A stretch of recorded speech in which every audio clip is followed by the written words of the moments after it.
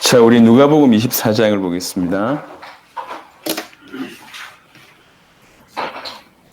누가복음 24장 44절로 48절까지만 보겠습니다. 누가복음 24장 44절로 48절입니다. 또 이르시되 내가 너희와 함께 있을 때에 너희에게 말한 바 곧 모세의 율법과 선지자의 글과 시편의 나를 가리켜 기록된 모든 것이 이루어져야 하리라 한 말이 이것이라 하시고, 이에 그들의 마음을 열어 성경을 깨닫게 하시고, 또 이르시되 이같이 그리스도가 고난을 받고 제3일에 죽은 자 가운데서 살아날 것과 또 그의 이름으로 죄 사함을 받게 하는 회개가 예루살렘에서 시작하여 모든 족속에게 전파될 것이 기록되었으니 너희는 이 모든 일의 증인이라. 아멘. 오늘 성경을 깨닫게 하시고라고 하는 제목으로 말씀을 나눌 건데요. 사실 이 부분이 굉장히 중요합니다. 왜 그러냐면 이 부분을 잘못 해석해서 성경은 깨달아야 된다 이렇게 이제 주장을 하면서 뭐 조금 그 차원의 얘기를 하는 것 같은데, 사실은 굉장히 수준 낮은 얘기를 하는 경우들이 많습니다. 뭐 영해를 한다는 둥 하는데 이게 성경하고 맞지도 않고 자기의 경험의 어떤 얘기들을 하는 경우들이 많고, 자세하게 들어보면 뭐 질서도 없고 원리도 없어요. 그냥 지 깨달은 대로, 지 느낌 가는 대로 감정이나 아니면 뭐 이게 뭔가 오는 대로 얘기하면서 해석을 하는데 굉장히 위험합니다. 성경은 분명히 또 하나 분명한 것은 성경을 깨달아야 한다는 거죠. 이게 무슨 말이냐면 성경을 가지고 있었잖아요. 이스라엘 백성들은 구약 성경을 달달달 외웠던 사람입니다. 성경을 많이 읽고 많이 보는 것이 중요한 것이 아니라 이 성경은 분명히 깨달아져야 돼요. 그러니까 깨달아야 될 필요성이 있다는 거죠. 어느 정도 중요하냐면, 여러분 다 알고 있는 내용인데 제가 좀 정리를 해보면, 예수님께서 십자가 지시고 부활하신 이후에 이 땅에서 한 40일간 머무셨다고 하면서 하나님 나라 일을 말했다고 우리가 알고 있습니다. 근데 40일 동안 머무면서 흔적들이 별로 없어요. 기록된 흔적들이. 예를 들면 제자들에게 보여주시고 뭐 이렇게 성령을 받아라, 뭐 평안하라, 뭐 이런 얘기 하신 거. 요한복음 21장 같은 데는 이제 물고기 잡는 베드로 찾아가셔서 어린 양을 먹이라, 뭐 이런 얘기. 그리고 사도행전 1장에 하나님 나라에 관한 부분들을 얘기했다고 하지만 실제 어떤 40일간의 흔적을 볼 수 있는 내용들이 그렇게 많지 않아요. 근데 그런 중에 누가복음 24장에는 성경을 깨닫게 하시고라고 하는 것이 두 번 언급이 됩니다. 하나가 누가복음 24장에 보시면 25절부터 이제 엠마오 마을로 가는 그 두 제자에 대한 얘기를 쭉 하면서요. 24장 25절부터 시작하면, 이르시되 미련하고 선지자들이 말한 모든 것을 마음에 더디 믿는 자들이여 그리스도가 이런 고난을 받고 자기의 영광에 들어가야 할 것이 아니냐 하시고, 이에 모세와 모든 선지자의 글로 시작하여 모든 성경에 쓴 바 자기에 관한 것을 자세히 설명하시니라. 이제 성경을 가지고 자세하게 풀어내는, 다른 말로 우리 입장으로 얘기하면 성경을 깨닫게 하는 일을 누가복음 24장 엠마오 마을로 가는 그 두 제자에게도 하셨고, 그 다음에 지금 모여있는 12제자에게 또 나타나셔서 또 얘기합니다. 근데 이 시간이 성경을 깨닫게 하시고라고 하는 이 시간이 그냥 그 잠시였을까 아니면 40일 내도록이었을까, 그건 잘 모르겠어요. 잘 모르겠지만 계속 이 부분들을 전가하셨다는 거지. 그러니까 성경을 깨닫게 하는 일이 너무 중요하기 때문에 그 부활하신 주님이 40일 동안 머무시면서 했던 여러 흔적 중에 가장 대표적인 두 가지가 뭐냐면 성경을 깨닫게 하는 일을 했다는 거죠. 그만큼 사실은 중요한 얘기예요. 그러니까 성경을 들고 성경을 암송하고 성경을 많이 아는 것도 중요하지만 성경은 분명히 깨달아야 될 책입니다. 그러니까 그 깨닫게 하시기 위해서 주께서 가장 중요한 타임에 십자가 지시고 부활하시고 나서 부활체의 몸을 입고 40일 동안 머무시면서 하셨던 가장 강력한 사역이, 사실은 요한복음 21장에 어린 양을 먹이라라고 하는 그 사역보다 훨씬 강력한 사역이 이 사역이에요. 그러니까 사도행전 1장과 비교해서 연결해서 본다고 할 때 하나님 나라의 일을 말씀하셨다고 얘기했잖아요. 그 하나님 나라의 일을 말씀하신 것이 이것과 무관하냐? 그렇지 않다고 저는 생각합니다. 왜 그러냐면 결국 이 깨닫게 하신 내용을 조금 이따 살펴보면 알겠지만 그 깨닫게 하신 내용이 하나님 나라에 관한 부분이에요. 그렇다고 얘기할 때 40일 동안 하신 게 뭐냐? 딴 게 아닐 것이다. 하나님 나라에는 뭐 이런 집이 있고 분양가가 얼마고 뭐 이런 얘기 하지 않았을 거 아니에요. 하나님 나라의 일이 딴 게 아니라 결국 복음을 전해서 하나님 나라가 확산된다고 얘기할 때 그 올바른 복음과 하나님 나라의 확산, 세계복음화가 틀림없이 언급될 것인데 그것이 바로 이 내용입니다. 그렇다고 얘기할 때 40일 동안 하나님 나라의 일을 얘기한 것이 누가복음 24장의 표현으로 얘기하자면 성경을 통해서 성경을 깨닫게 하신 그 일이 아니었는가 이렇게 해석해 볼 수 있습니다. 혹시 이게 연결되지 않는다 할지라도 성경을 깨닫게 하는 것이 너무나 중요하기 때문에 바로 그때에 가장 중요한 타임 때 두 번의 사건을 통해서 보여주신다는 거죠. 그래서 성경을 깨닫게 하는 것이 얼마나 중요한가 요거 하나, 또 두 번째 성경을 깨닫는 부분에 있어서 잘못된 해석을 하면 성경을 깨닫자라고 얘기해놓고 딴 말을 한다. 그러니까 뭔가 도무지 이해가 되지 않는 그러면서 신비한 어떤 원리를 얘기하고 지금 이제 지구상의 많은 기독교인들 또 많은 목회자를 보면 어떻게 그렇게 원리를 잘 찾아내는지 몰라요. 성경 본문을 통해서 한 3가지, 5가지는 다 원리를 찾아내요. 뭐 5만 원리 다 찾아내고 나중에 지한테 물으면 자기가 몰라. 이거 원리를 만들어내는 게 아니에요. 성경은 또 보통 사람들이 눈에 보이지 않는 영적인 얘기만 계속 하는 것이 깨닫는 얘기가 아닙니다. 그게 깨달음이 아니에요. 성경 깨닫는 것은 뭐냐면 이렇게 얘기하고 있습니다. 여러분 정확하게 보셔야 됩니다. 이렇게 얘기합니다. 또 이르시되 내가 너희와 함께 있을 때에 너희에게 말한 바 곧 모세의 율법과 선지자의 글과 시편의 나를 가리켜 기록된 모든 것이 이루어져야 하리라 한 말이 즉 구약을 얘기합니다. 구약이 다 이루어져야 하리라고 내가 얘기하지 않았냐. 이 부분 제가 좀 이따 설명드리고 여튼 그 성경을 통해서 성경을 깨닫게 하시고라고 얘기하면서 그 깨닫는 내용이 46절부터 47절에 나와 있습니다. 그 내용이 뭐냐면 이가 또 이르시되 이같이 성경같이 그리스도가 고난을 받고 제3일에 죽은 자 가운데서 살아날 것과 성경에 이게 있다는 거지. 그리고 또 그의 이름으로 죄사함을 받게 하는 회개가 예루살렘에서 시작하여 모든 족속에게 전파될 것이 기록되었으니 그리고 너희는 이 모든 일의 증인이라 이렇게 얘기했습니다. 그 구약에 기록된 게 뭐냐면 핵심이 딴 게 아니라 그리스도가 이 땅에 오셔서 십자가 지시고 사흘 만에 부활하신 즉 그리스도가 이 땅에 오실 그 그리스도에 대한 얘기, 누가 그리스도인지에 대한 얘기가 그 구약의 얘기고 그리고 이 복음이 이 사람들로 하여금 제사함을 받게 하는 회개, 즉 구원에 이르게 하는 이 복음이 예루살렘의 시작하여 모든 족속에게 전파될 것. 즉 우리말로 얘기하면 세계복음화라고 얘기할 수 있는 바로 그것이 이 성경에 기록된 것이다. 즉 성경을 통해서 올바른 깨달음은 어디로 가야 되냐면 바로 이 내용으로 가야 된다는 거죠. 이게 사실은 굉장히 중요합니다. 성경은요, 그리스도 중심적이다. 맞습니다. 하지만 그리스도 중심적이면서 제가 여러 번 언급했듯이 그리스도 목적적이에요. 그 무슨 말이냐면 성경 전체는 그리스도를 얘기하지만 성경이 가는 방향도 그리스도라. 그러니까 성경을 통해서 그리스도를 얘기하는 것은 성경 기록의 목적에 가장 부합하고 올바른 성경을 깨닫게 하시는 거예요. 그래서 성경을 깨달아야 된다라고 얘기하면서 딴 말을 하면 이게 틀린 말이야. 성경을 깨닫게 한다고 얘기할 때 가장 좋은 방향은 뭐냐면 예수님께서 깨닫게 하신 것처럼 그리스도와 우리말로 얘기하면 예수가 그리스도라고 하는 복음과 이 복음이 전 세계에 전달될 그 세계복음화 그리고 너희가 바로 이 일의 증인이다라고 하는 쪽으로 가는 것이 가장 올바른 성경의 깨달음이라는 얘기죠. 희한한 얘기를 많이 합니다. 신천지에 이렇게 가신 분들을 들어보니까 신천지에 이렇게 성경 해석 방법들이 뭐 이렇게 있잖아요. 이렇게 이 정의가 딱 있어가지고 뭐 산은 무슨 뜻이고 물은 무슨 뜻이고 이거는 이래가지고 성경을 다시 해석합니다. 그래놓고 해보니까 말이 되거든. 그래놓고 보니까 이해가 안 되는 게 해결되거든. 예를 들면 지금 도무지 과학적으로 이해되지 않는 그 홍해 건너는 사건 이런 사건들을 그런 식으로 갖다 붙이니까 이해가 되거든. 그러니까 똑똑하다고 생각하고 논리적이라고 생각하는 사람들이 다 갑니다. 그리고 이단치고 성경 깨닫는 이런 방법을 안 쓰는 이단이 없어요. 조금만 자세하게 들어보면 이단, 신비주의, 그 다음에 뭐 교주를 전부 이렇게 이 목회자들을 아주 이상한 교주로 만드는 그런 단체치고 전부 다 성경을 해석할 때 깨닫는 책이라고 얘기하면서 아주 이상하게 얘기합니다. 원리 얘기하시는 분들이 그렇게 많더라고. 그래서 야 원리가 그렇게 많은가?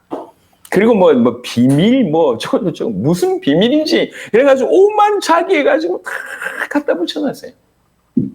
그게 맞는 것인가?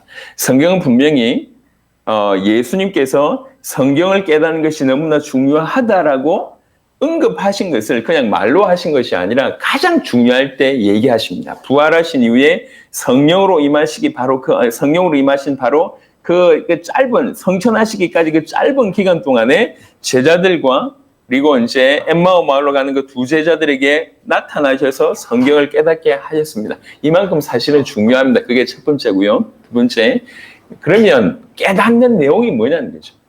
성경은 그렇게 깨달아야 된다고 얘기하는데 그만큼 중요하다고 하는데 그러면 성경을 깨닫는 게 도대체 뭡니까? 라고 물어볼 때 그 깨달음의 내용은 이렇게 정리되어 있습니다. 여러분 깨달아야 된다고 얘기하면서 이만저만 오만 얘기 다 하는 얘기들에 흔들리지 마십시오. 오만 얘기 다 하면서 결국 복음은 얘기하지 않고 전 세계를 건져내는 내용을 얘기하지 않는다고 하면 그 깨달음이 너무나 신비스러운 것일지 모르겠지만 주께로부터 온 것은 아닐 수 있습니다. 복음은 아닐 수 있습니다. 여러분 그런 얘기 들으면 사람들은 모르는 어떤 비밀을 들었기 때문에 여러분이 수준이 높아진다고 생각하지만 점점 이상한 데로 끌려갑니다. 올바르지 않습니다. 기도 많이 하는 사람들, 뭔가 모인다고 하는 사람들이 성경 들썩이면서 얘기해주면 다 빠져갑니다. 아니, 이만이라고 하는 이름이 성경이 있대요. 그러면서 계시록에 무엇이 흐르는 물이 어쩌고 이래가지고 하니까 진짜 그렇다는 것이. 그래 넘어갑니다. 성경 저쪽 구석에 있는 부분들을 깨달음이라고 하는 것으로 프리즘을 통과하면서 이상하게 만들어버려요. 분명히 눈에 보이는 것보다 뭔가 신비한 걸 깨닫는 걸 얘기해주면 뭔가 신비한 것 같거든. 그게 다 넘어집니다. 말세 때 더욱 그런 일이 벌어질 거예요. 그래서 오늘 저와 여러분들이 분명히 알아야 될 것이 성경을 깨닫는 것은 얼마나 중요한가라고 하는 것에 예수님께서 이렇게 그 중요한 시간에 말씀하셨고 깨닫게 하신 것을 통해서 우리가 분명히 알아야 되고 두 번째 깨닫는다고 얘기할 때 그 내용이 뭔가 도대체 뭘 깨달아야 됩니까?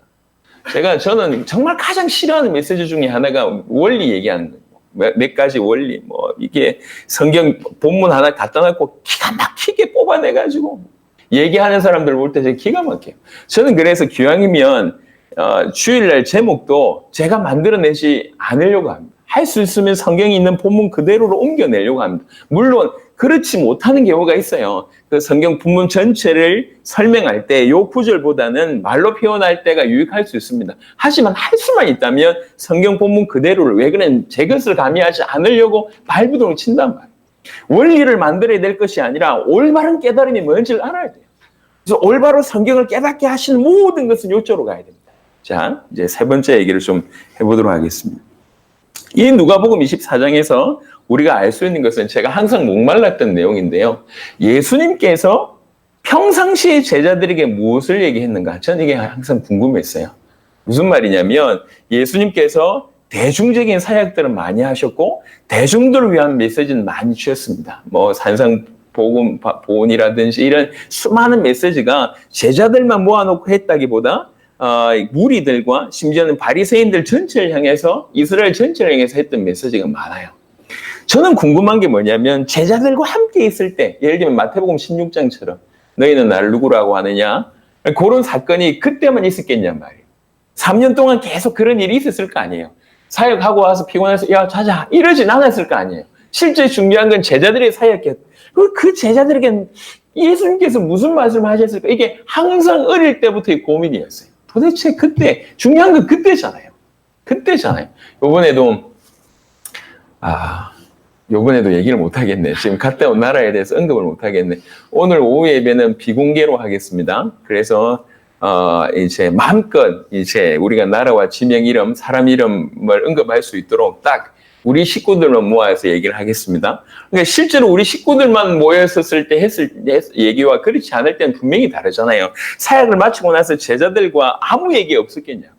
심지어는 제 생각에는 그 제자들과의 사역이 더 핵심이잖아요. 근데 중요한 건 그 제자들과 무슨 메시지를 했겠냐. 따로 지금도 전 세계에 뛰어난 사람들과 가끔씩 그 뛰어난 사람들과 점심 한 끼 하는 것에 경매를 겁니다.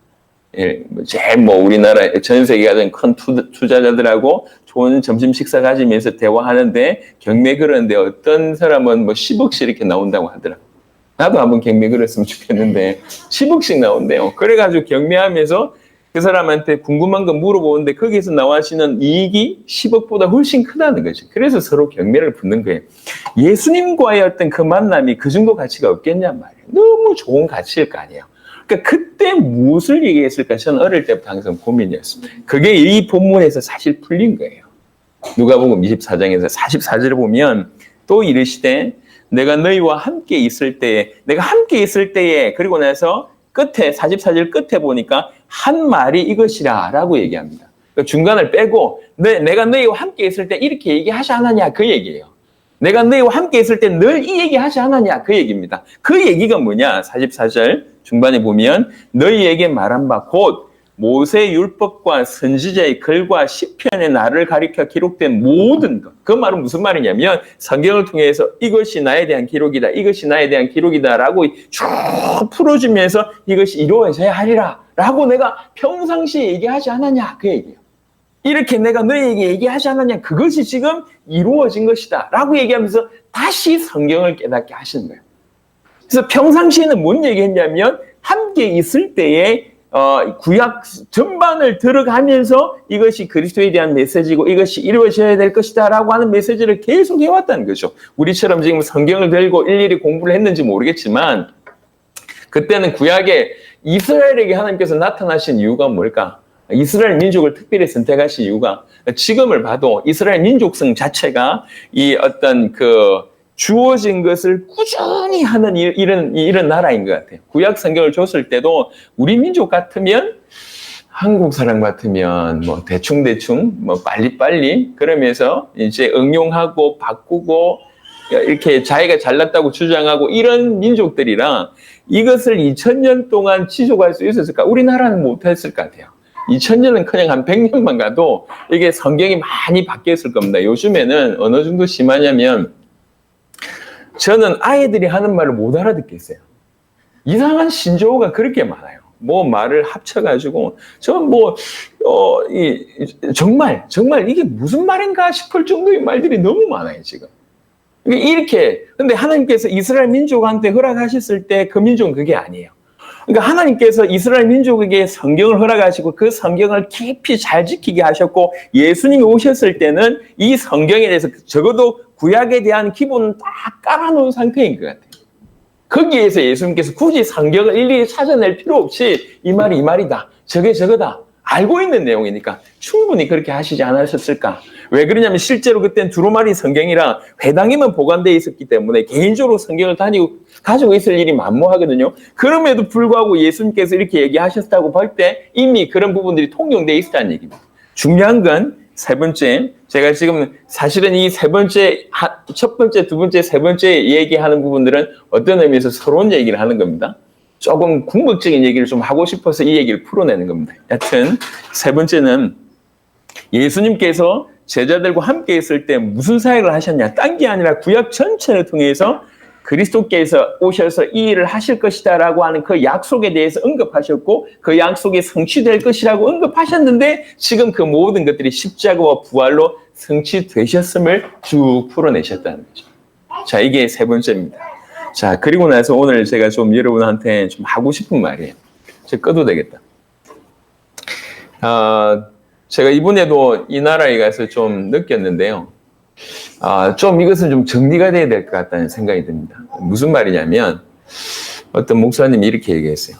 내 일평생 성경 얘기했는데 나 일평생 복음 얘기했는데 아니 그럼 당신 얘기 들어보니까 그럼 나는 복음 얘기하지 않았다는 거 아니야. 뭐 이렇게 얘기하면서 기분 나쁘다면서 이번에 꿈보리에 참여하셨던 목사님이세요. 꿈보리에 참여해가지고 하시는 말씀이 나는 그게 제일 부담스러운 게 이제야 복음 깨달았다. 이런 얘기 할 때마다 너무 자기가 부담스러웠다고. 나는 수십 년 이 예수님 때문에 이렇게 목회를 하고 나도 성경을 전했는데 나도 복음을 전했는데 그럼 내가 전한 건 뭐냐? 그럼 저 사람들은 과거에 전했던 건 뭐냐? 아니 왜 이제 복음 깨달았다고 얘기하냐? 이렇게 얘기를 하시더라고요. 그 얘기를 들으면서 이게 그분만의 얘기는 아닐 것이다. 또 정리가 좀 필요할 것이다. 그래서 제가 지금 하는 문장을 잘 들어보세요. 베베 꼬는 게 아니에요. 좀 정리가 좀 될 필요가 있을 것 같아서 말씀을 좀 드립니다. 성경 전체는 복음을 말하는 것입니다. 성경 전체는 복음을 말하는 것입니다. 이건 맞는 얘기예요. 그런데 성경 안에 있는 것을 언급한다고 그게 복음이냐? 네, 이거 얘기해요. 다시 정리하겠습니다. 분명히 성경 전체는 복음을 얘기합니다. 그렇다고 성경 안에 있는 이 모든 것들을 언급하는 그 자체가 복음이냐는 거예요. 자, 이게 무슨 말이냐면 아까 말씀을 드렸듯이 성경은 그리스도 중심적이면서 그리스도 목적적이에요. 성경의 기록의 목적이 예수께서 하나님의 아들 그리스도이심을 믿게 하는 것이 성경의 기록의 목적입니다. 이게 성경의 방향성입니다. 그런 의미에서 성경은 복음을 말한다. 성경 전체는 복음이다. 맞는 말이에요. 근데 성경 안에 있는 모든 내용들을 언급한다고 그게 복음이냐? 이건 다른 얘기입니다. 예를 들면 성경 안에 있는 아브라함 얘기한다고 그게 복음이냐?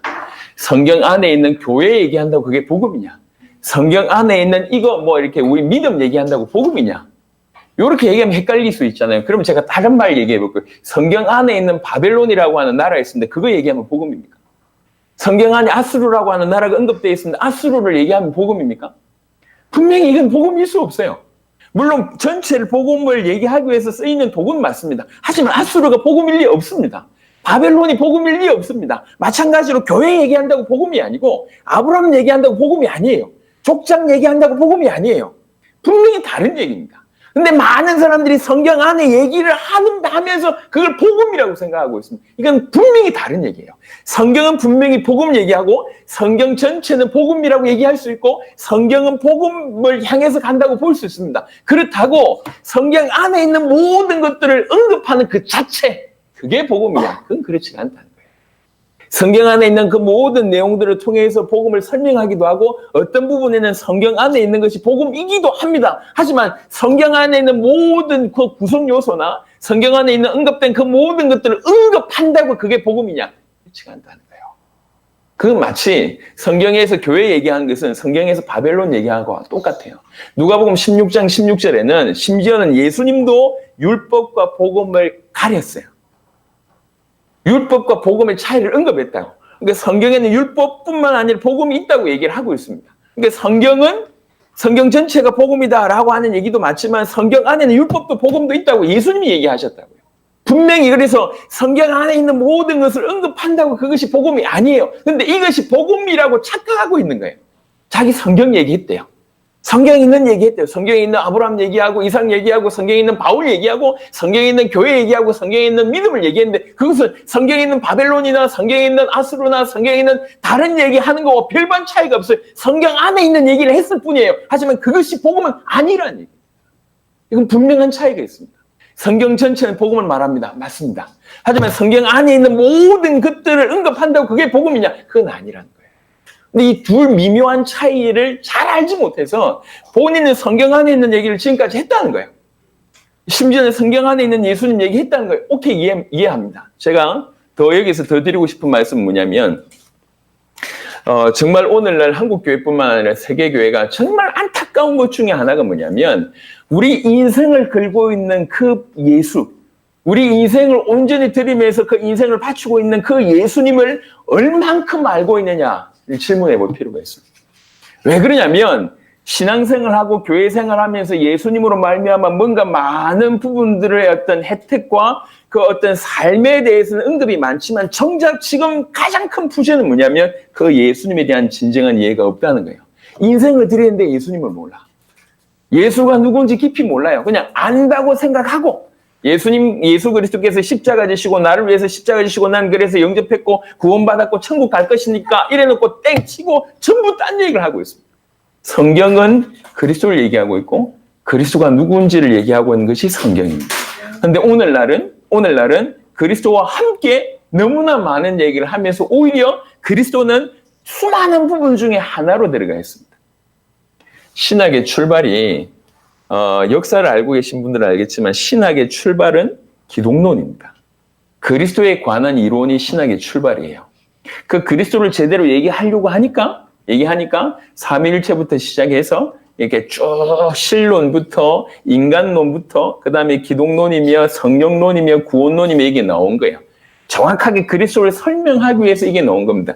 제가 이제 이렇게 교재를 만들었잖아요. 처음부터 끝까지 그리스도를 설명하기 위해서 인간의 문제를 얘기하고, 인간의 문제를 얘기하기 위해서는 인간의 이 원래의 상태를 얘기할 수밖에 없고, 인간을 지으신 창조주를 얘기할 수밖에 없잖아요. 이렇게 흘럼이 와서 이 그리스도로 말미암아 우리가 어떻게 구원받고 구원받으면 어떤 일이 생활해야 되는지가 얘기가 나올 수밖에 없잖아요. 이것은 사실 그리스도를 얘기하기 위함입니다. 하지만 시간이 길게 지나면서 이걸 각자의 테마로 이해하기 시작했어요. 그러면서 기독론은 그 각자의 테마 중에 하나가 돼버렸습니다. 아주 미묘한, 그러면서 아주 기가 막힌 일이 벌어졌어요. 그래서 이 기독론은 여러 가지 이론 중에 하나, 다른 말로 이 그리스도는 여러 가지 알아야 될 것 중에 하나로 전락해버렸습니다. 그리고 이 예수님을 아는 부분들은 여러 가지 신앙생활 중에 하나. 그래서 너무 많은 신앙생활의 일을 하다 보니까 정작 이 그리스도를, 예수를 아는 부분에 대해서는 그냥 너무 적은 시간을 할애하는 그런 이 정상적이지 못한 신자가 돼버렸습니다. 그게 오늘날의 모습입니다. 왜 그렇습니까? 놓친 거예요. 가장 중요한 것을 놓쳐서 이런 결론이 나온 겁니다. 그러니까 우리 모든 성도들이 알아야 돼요. 성경 전체는 복음을 얘기합니다. 하지만 성경 안에 있는 모든 것을 언급한다고 그게 복음이냐? 이건 아니에요. 근데 자기는 성경 안에 있는 것을 언급하기 때문에 복음을 얘기하고 있다고 생각합니다. 틀린 얘기입니다. 이 얘기가 조금 오해될 소지가 틀림없이 있을 것 같고, 나중에 저희를 주목하시는 분들이 비방을 이렇게 할 의도를 가진 분들은 이렇게 얘기할 수도 있을 것 같습니다. 저 봐라. 성경에는 복음도 있다라고 조성욱 목사가 얘기하나? 이렇게 얘기할 수 있을 것 같습니다. 그 얘기를 하는 게 아닙니다. 여러분 사리분별 정확하잖아요. 제가 지금 무슨 얘기를 하고 있는지 정확하게 아셔야 돼요. 왜 그러냐면 이게 분간이 안 되니까 자기는 성경 얘기하면 복음 얘기한다고 생각하고 있습니다. 성경의 안에 있는 얘기하면 무조건 복음입니까? 그러면 유대인들처럼 복음 가진 사람이 어디 있냔 말이에요. 안 그랬습니까? 그 사람들은 성경대로 살았던 사람이에요. 성경과 복음에 대한 차이가 명확해야 돼요. 그래서 성경 전체는 복음을 얘기합니다. 하지만 성경 안에 있는 모든 것 자체를 언급한다고 그게 복음이냐? 그건 아니라는 거예요. 근데 후자를 하고 있으면서 복음을 알고 있고 복음을 전한다고 생각합니다. 자, 여기서 질문을 조금 더 한번 들어가 보도록 하겠습니다. 그러면 성경을 아는 것이 복음을 아는 것일까요? 이것도 좀 생각해 볼 필요가 있습니다. 이 대답은 두 가지입니다. 성경을 아는 것이 복음을 아는 것이다. Yes. 하지만 그렇지 않을 가능성도 있다는 거예요. 성경을 통해서 성경의 정확한 기록의 목적을 알지 못하면 성경 들고 딴 말합니다. 그게 비단 이단과 사이비뿐만 아니라 오늘날 교회 안에 있는 많은 신자들도 그런 우를 범할 수가 있습니다. 수십 년 동안 성경을 알았는데 성경 공부를 했는데 복음하고 상관없는 인생인 사람들이 많습니다. 비난이 아니에요. 이게 지금 세계교회의 문제입니다. 성경과 복음을 구분하지 못해서 오는 부분입니다. 분명히 가장 정상은 성경을 안다는 것은 복음을 안다는 거예요. 하지만 비정상이 오늘날 너무나 많아졌기 때문에 생각해 볼 필요가 있습니다. 성경을 아는데 복음을 모를 수 있냐? 있습니다. 그게 대표적인 케이스가 유대인들이에요. 그리고 오늘날 천주교의 모습도 그렇습니다. 이슬람도 구약을 들고 있습니다. 성경이라고 얘기할 수 있는 한 부분을 가지고 있습니다. 그리고 이 천주교 같은 경우는 우리 성경에 또 몇 가지 외견부터 시작해서 더했습니다. 그들도 성경을 알고 있습니다. 근데 그들이 복음을 알고 있냐라고 물어봤을 때 이건 다른 얘기예요. 그런데 왜 이 얘기를 제가 끄집어내냐면 많은 사람들이 오해를 하고 있어요. 자기가 성경 아니까 복음 안다고 생각하고 있습니다. 그래서 이제 복음을 전하면 가장 많은 소위 말해서 교회를 다니고 있는 사람들이 얘기합니다. 넌 복음 아는데 저 불신자한테 가세요라고 얘기합니다. 물론 그분의 입장에서는 맞는 말이에요. 하지만 우리 입장에서는 다른 말이 있을 수 있습니다. 성경을 아는 것이 복음을 아는 것입니까? Yes. 하지만 아닐 수도 있다는 거예요. 조금 더 나아가 보겠습니다.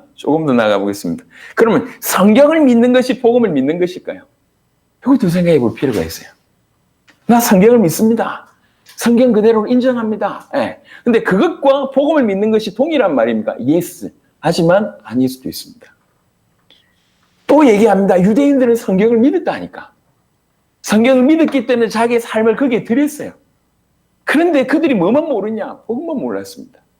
복음만 믿지 않았습니다. 성경을 믿었지만 그리스도를 믿지 않았습니다. 성경을 믿었지만 예수가 그리스도라고 하는 복음을 알지도 못했고 믿지도 못했습니다. 이건 유대인의 얘기뿐만 아니라 오늘날 우리의 얘기일 수도 있습니다.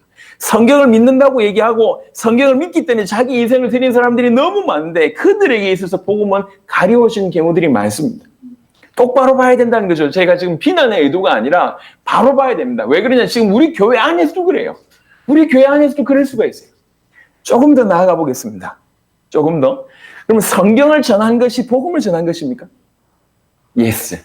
그런데 아닐 수도 있다는 거예요. 일평생 내가 성경을 전했는데 복음을 전하지 않았습니다. 제가 제일 처음에 지금까지 이렇게 이 당세복의 사역들이 많이 일어날 수 있었던 이유 중에 하나는 정말 뛰어난 그것도 초창기에 뛰어난 인물들이 등장했다는 거예요.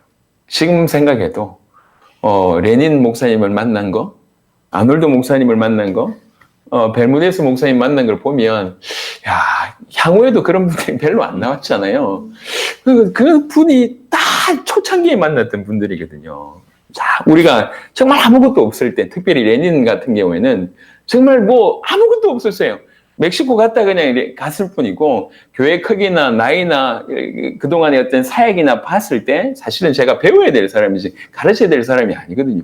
이런 사람들이 연결됐어요. 그중에 아놀드 목사님께서 얘기를 하잖아요. 아놀드 목사님께서 자기는 일평생 생각해보세요. 죽을 병에 있다가 하나님 믿고 나았어. 원래 운동선수야. 어느 정도 열심히 하겠습니까? 국가대표 운동선수 정도라면 이게 보통 아니에요. 그런 열심을 가지고 생을 걸고 주님께 헌신하다 보니까 그러니까 20몇 년 동안 교회를 80몇 개를 세우지 이게 보통 일이 아닙니다. 그리고 나사렛 교단에 신학교 교수였는데 신학교 교수도 어느 정도 철저했냐면 거의 모든 과목을 가르쳤대요. 신학 과목이 힘듭니다. 써머리 하기도 힘들어요. 근데 모든 과목을 가르칠 정도는 그 정도로 생명 걸고 공부했다는 거거든. 그리고 그 나사렛 교단 전체의 전도부장이셨어요. 그 정도면 대단한 사람입니다. 그런데 이분이 복음을 듣고 나서 와서 하신 말씀이 나는 일평생 예수님을 주로 얘기했다. 예수님이 그리스도인지 몰랐다. 예수님을 그리스도로 믿지 못했다. 그래서 그 예수님을 십자가에 죽였던 그 사람 같다, 그 군병 같다라고 안타까운 고백을 하시면서 눈시울이 붉어지면서 나를 좀 지도해달라고 요청을 하셨습니다. 그럼 생각해 보세요. 이 사람이 성경을 전했고, 성경을 믿었고, 성경을 알았고, 성경을 나름대로 연구해서 신학까지 전달한 사람입니다. 알았고, 나름 믿었고, 전했던 사람입니다. 그런데 본인이 고백했어요. 나는 예수가 그리스도인지 몰랐다. 자, 성경을 알았고, 믿었고, 전했는데, 과연 이 사람이 전했던 것이 복음인가? 이 사람이 알았던 것이 복음인가? 이 사람이 믿었던 게 복음인가? 아니에요. 조금 극단적으로 얘기하면. 이런 차이가 우리 가운데 있어야 된다는 거죠. 왜 그러냐면, 앞으로도 이 복음을 전하면, 아직도 이 차이를 모르는 사람들이 많이 있습니다. 그래서 제가 지금 말로 표현하는 거잖아요. 말로서 정리하는 겁니다. 성경을 아는 것이 복음을 아는 것이냐? 가장 상식적인 대답은 예스입니다. 하지만 그렇지 않을 수도 있다. 성경을 믿는 것이 복음을 믿는 것이냐? 예스입니다. 하지만 그렇지 않을 수 있다. 성경을 전하는 것이 복음을 전하는 것이냐? 예스입니다. 하지만 그렇지 않을 수도 있다는 거예요. 그래서 성경과 복음이라고 하는 것이 사실은 성경 안에 복음 있고 성경이 복음을 얘기하고 있지만 분명히 구분은 됩니다. 성경과 복음은 구분이 되는 것이에요. 성경 전체를 통해서 복음을 얘기하지 않을 수 있냐? 많습니다. 성경을 통해서 복음을 믿게 하기 위해서 성경이 기록되었는데 이 복음을 빼고도 성경을 얘기한다고 하면 뭔 얘기를 하고 있냔 말. 그래서 전 세계에 성경 들고 너무나 많은 얘기들을 하고 있습니다. 그래서 저는 예수님과 관계된 부분에 대해서 이렇게 책이나 아니면 영상이나 이런 걸 잘 보지 않으려고 해요.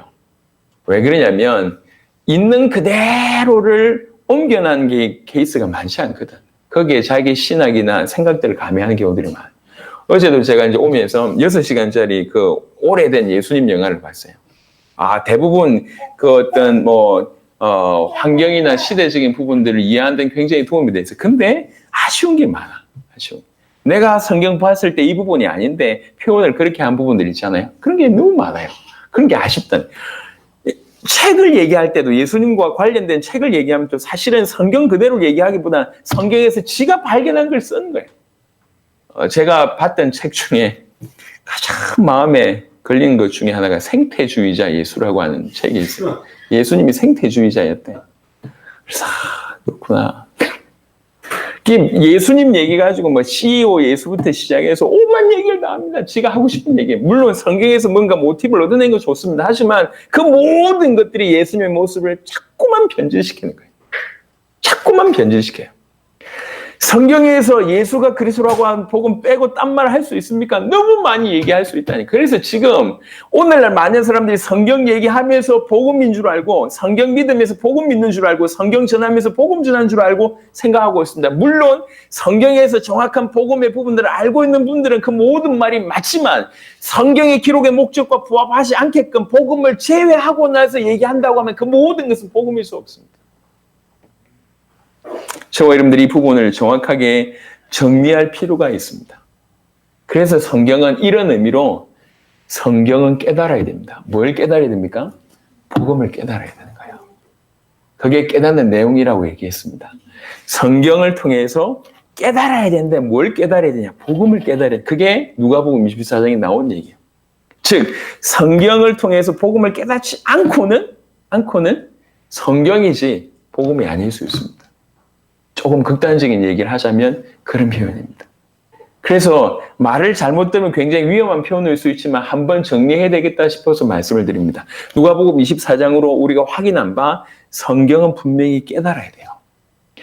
그래서 성경을 통해서 깨달아야 됩니다. 그 깨닫는 내용은 복음과 예수가 그리스도라고 하는 복음과 이 복음이 전 열방에 전달되고자 하는 세계복음화와 그 일에 주께서 첨언하셨습니다. 너희는 정인이다. 그게 성경에 있는 내용이라고 한 부분들을 쭉 언급하고 있습니다.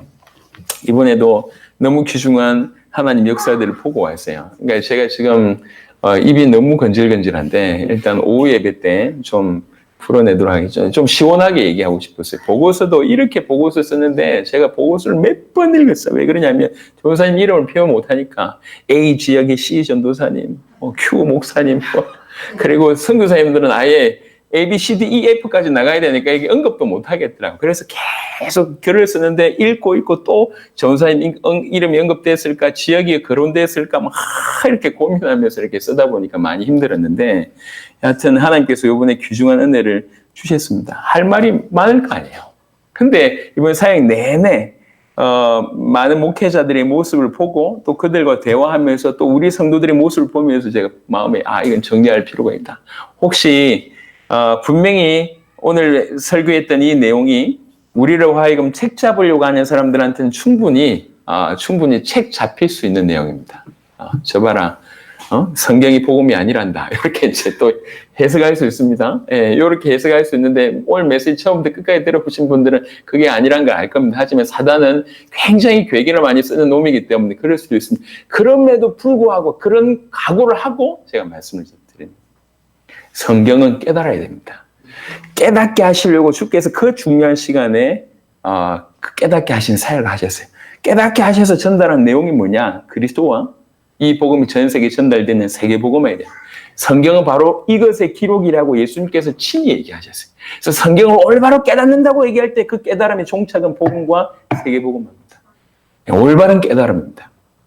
이것을 깨닫게 하는 것이 너무 중요하고 너무 중요하기 때문에 우리도 이 사역을 해야 된다. 올바로 성경을 깨닫게 할 이 부분에 대한 언급, 그다음 또 하나는 뭐냐면 그래서 차이에 대한 구분에 대한 설명이 필요하다. 성경을 아는 것은 복음을 아는 것입니다. Yes. 하지만 그렇지 않을 수 있다. 성경을 믿는 것이 복음을 믿는 것이다. 일반적인 의미로는 Yes입니다. 하지만 실제적으로는 그렇지 않을 수 있다. 성경을 전하는 것이 복음을 전하는 것입니까? Yes. 하지만 그렇지 않을 수도 있다는 거예요. 왜 그러냐? 지금까지 수많은 사람들이 성경을 전해왔는데 왜 수많은 사람들이 복음을 모릅니까? 지금까지 그렇게 성경을 믿는다고 얘기했는데 왜 이렇게 복음을 믿는 사람들이 이토록 없습니까? 복음을 믿는다고 얘기하면 주와 복음을 위해서 살 수밖에 없는데 왜 오늘날 수많은 기독교인들은 복음을 믿는다고 하면서 이토록 자기 자신을 위해서 살면서 복음을 이용합니까? 십자가와 부활을 이용합니까? 이건 복음을 믿는 사람이 아니에요. 믿는 사람은 이렇게 살 수가 없어요. 이게 전부 오해된 겁니다. 조금 역사적으로 볼 때 사단이 조금씩 변질시켜서 이걸 혼란스럽게 만든 것 같아요. 성경과 복음이라고 하는 부분들을 교묘하게 섞었어요. 그래서 성경을 알면 복음을 안다고 생각하게 만들었어요. 이스라엘의 유대인들의 기준을 볼 때는 이건 엄밀히 다른 얘기예요. 그들은 성경을 알았지만 복음을 몰랐습니다. 오늘날 그 차이를 잃어버렸어요. 그들은 성경을 믿었지만 복음을 믿지 않았습니다. 오늘날 이 차이를 없애버렸어요. 그들은 성경을 전했지만 복음을 전하지 않았습니다. 근데 우리는 성경과 복음을 이꼬르라고 생각하면서 성경을 믿고 성경을 알고 성경을 전하기 때문에 복음을 알고 복음을 믿고 복음을 전한다고 생각합니다. 유대인들의 기준으로 갔을 때 이건 분명히 다른 얘기예요. 그들은 성경을 알고 성경을 믿고 성경을 전했지만 복음을 알지 못했고 복음을 전하지 않았고 복음을 믿지 않았습니다. 그들에게 있어서 성경과 복음은 이꼬르가 아니에요. 분명히 성경과 복음의 차이는 있습니다. 진정한 성경은 올바로 깨달아야지 복음을 깨닫게 하는 것이 성경인데 성경을 들고도 복음을 깨닫지 못하면 유대인처럼 살 수 있다는 얘기예요. 성경과 복음의 차이를 알지 못하면 이렇게 될 수밖에 없는데 이렇게 사는 인생이 오늘날 전 지구상의 모습입니다. 저는 오늘날 기독교가 점점 유대교화 되어가고 있다고 생각합니다. 그들에게는 하나님도 있고 교회도 있고 다 성경도 있지만 복음만 없습니다. 복음만 희미하지 않습니다. 그냥 복음은 여러 가지 것 중에 부수 중엔 하나일 뿐이라고 생각하게 만들어요. 사실은 그리스도를 설명하기 위해서 그리스도를 설명하기 신학이 존재하는데 성경 들고 그리스도만 얘기하지 않고 신학 얘기하면서 그리스도만 얘기하지 않는 이런 시대가 돼버렸습니다. 이게 2000년 동안 만들어 놓은 사단의 패러다임입니다. 기가 막힙니다. 그냥 우리를 힘들게 하고 어렵게 하는 정도가 아니라니 눈을 크게 떠보세요.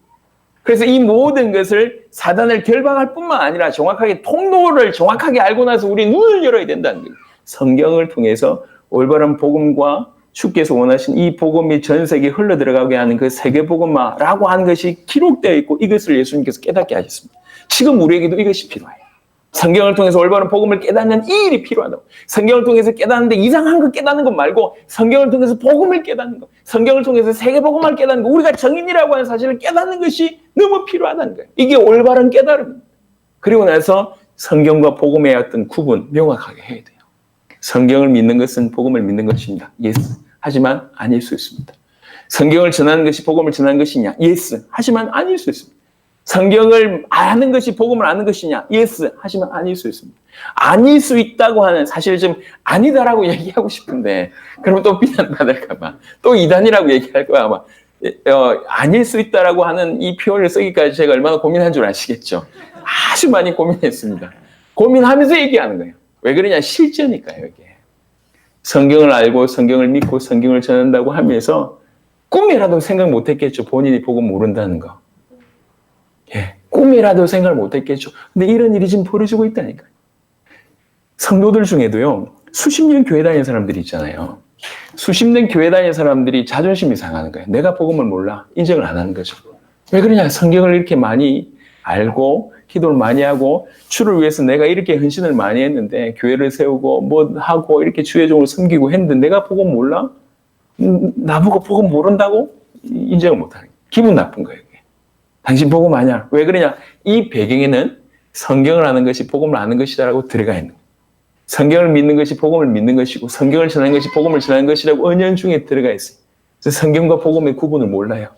이들에게 유대인에게 적용했던 기준은 사라졌어요. 그냥 똑같다고 생각합니다. 똑같다고. 다른.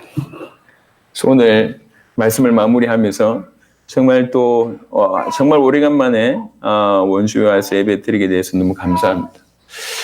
이 중요한 교회에서 또 중요한 말씀들을 전달하게 돼서 너무 감사합니다. 오늘 본문을 보면 성경을 깨닫는 일이 너무 중요하다. 그래서 가장 그 중요한 때에 주님은 딴 거 하시지 않으셨고 이거 하셨다. 저는 이게 하나님 나라의 일이라고도 생각합니다. 예, 적어도 한 부분이라고 생각합니다. 두 번째는 깨닫는 게 뭐냐면 그렇게 성경을 깨닫게 하는 것이 중요하기 때문에 그렇게 하셨는데 그럼 뭘 깨달아야 되는 깨닫는 내용이 뭡니까? 이 깨달아야 된다라고 하는 말로서 얼마나 많은 사람들을 이상한 쪽으로 몰고 가고 있는지 몰라요. 그게 사단의 괴계입니다. 또 너무 이상하죠. 올바른 성경의 깨달음은 예수님께서 직접 깨닫게 하신 것이 정답입니다. 그는 이 성경을 통해서 그리스도에 대한 얘기, 그리고 이 죄사함을 받는 이 회개, 참된 구원이 전 열방에 흘러갈 것에 대한 얘기가 성경에 기록되어 있다고 얘기하고 이것이 너희가 그것의 정인이라고 얘기했습니다. 올바른 깨달음의 방향은 예수가 그리스도라고 한 복음과 우리 세대의 세계복음화라고 하는 세계복음화와 관계되어 있고 이게 올바른 깨달음. 이 세 번째, 그리고 바로 이 사역을, 이런 깨달음의 사역을 계속 풀어주는 사역을 예수님께서 제자들에게 하셨다라고 볼 수 있습니다. 이것을 기본으로 해서 성경과 복음에 대한 구분을 제가 말씀드렸습니다. 예, 그래서 더 이상 헷갈리지 마시고, 또 사람들에게 말씀을 전할 때도 이 부분에 대한 우리 기준을 가지고 있어야지, 예, 분명히 복음으로 도울 수 있습니다. 복음이 전달돼야지 그들이 삽니다. 복음만이 그들을 살릴 수가 있습니다. 그래서 예수님께서도 그 중요한 시간에 딴 거 하지 않으시고 하셨다는 거죠. 이 원주교회에서, 그리고 이 말씀을 들은 모든 여러분에게 이런 하나님의 은혜가 정말 시작되기를 그리스도 예수 이름으로 축원합니다. 하나님 감사합니다. 이 귀중한 자리에서 이 복음을 전달할 수 있도록 축복하셔서 감사합니다. 우리의 눈을 열어주십시오. 지금 우리에게, 제자에게 있었던 바로 그런 일이 바로 우리에게 필요합니다. 주께서 제자에게 성경을 풀어주시면서 깨닫게 하셨던 바로 그것이 우리에게 절실하게 필요합니다. 그리고 우리 남은 인생도 바로 이런 사역을 감당해야 되겠습니다. 주님, 정말 성경을 깨닫는 일들이 계속 우리 가운데 있게 하시고, 성경을 통해서 말씀하시는 그 복음을 정확하게 알고, 또 성경과 복음의 구분들을 또 가지고 있으면서 수많이 성경을 알고 듣고 믿고 전하고 있다고 하면서 사실 복음을 모르고 있는 그런 분들을 돕는 역할들을 우리 모든 주의 성도들이 잘 감당할 수 있도록 역사하여 주시옵소서. 감사를 드리옵고 우리 주 예수 그리스도의 이름으로 기도드렸습니다. 아멘.